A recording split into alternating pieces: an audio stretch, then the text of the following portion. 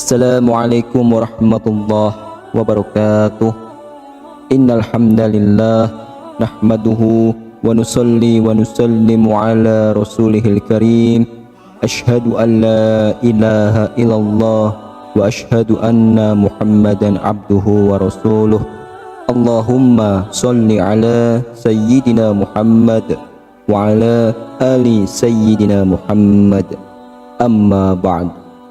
Sahabat beriman yang dirahmati oleh Allah Subhanahu wa taala.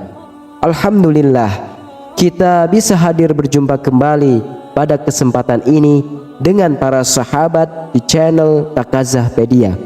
Semoga Allah Subhanahu wa taala senantiasa memberikan kita selalu dalam lindungannya, dalam keadaan sehat walafiat, serta dilancarkan segala rizkinya. Amin, amin ya rabbal alamin. Sahabat beriman, Islam adalah agama rahmatan lil alamin. Allah Subhanahu wa taala selalu memberi pengetahuan tentang zina, baik di dalam Al-Qur'an maupun di dalam hadis.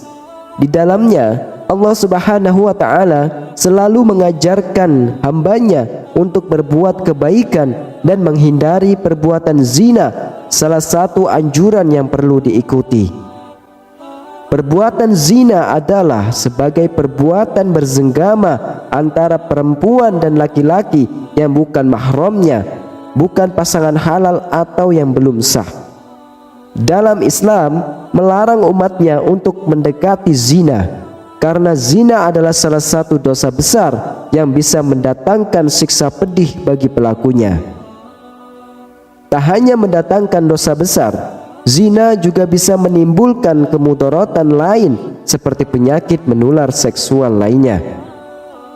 Berikut ini ada 3 macam zina, perbuatan yang paling dibenci oleh Allah Subhanahu wa taala. Mari kita simak selengkapnya. Yang pertama adalah terdapat zina muhsan. Zina muhsan adalah zina yang dilakukan oleh pria atau wanita yang memiliki kewajiban menjaga kehormatan mereka. Dalam konteks ini, mereka sudah menikah atau berada dalam hubungan pernikahan.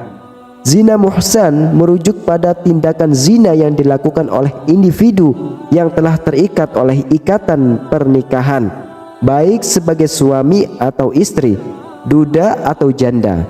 Dengan kata lain, zina ini terjadi ketika seseorang yang sudah menikah atau memiliki pasangan hidupnya tidak menjaga kesetiaannya terhadap orang lain yang bukan mahramnya, yang dapat disebut sebagai perselingkuhan. Yang kedua adalah terdapat zina ghairu muhsan. Zina ghairu muhsan adalah zina yang dilakukan oleh pria atau wanita yang belum menikah.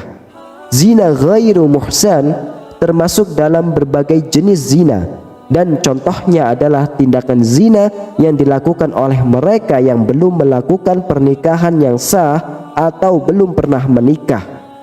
Misalnya, ini dapat mencangkup mereka yang terlihat dalam hubungan sebelum pernikahan atau pacaran, maupun mereka yang tidak melakukan pernikahan yang sah sebelum melakukan perbuatan zina menjadi hubungan yang sah sebagai suami dan istri. Kemudian yang ketiga, yaitu zina al-laman. Zina al-laman adalah zina yang dilakukan dengan menggunakan panca indera. Di dalam sebuah hadis diriwayatkan, Rasulullah SAW bersabda, telah diterapkan bagi anak-anak Adam yang pasti terkena. Kedua mata zinanya adalah melihat, kedua telinga zinanya adalah mendengar, lisan zinanya adalah berkata-kata, tangan zinanya adalah menyentuh, kaki zinanya adalah berjalan, hati zinanya adalah keinginan atau hasrat, dan yang membenarkan dan mendustakannya adalah kemaluan. Hadis riwayat Imam Muslim. Berikut ini 4 macam zina al-laman. Yang pertama adalah zina ain. Adalah zina yang dilakukan oleh mata, yaitu ketika seseorang memandang lawan jenis dengan nafsu syahwatnya. Yang kedua, zina qalbi.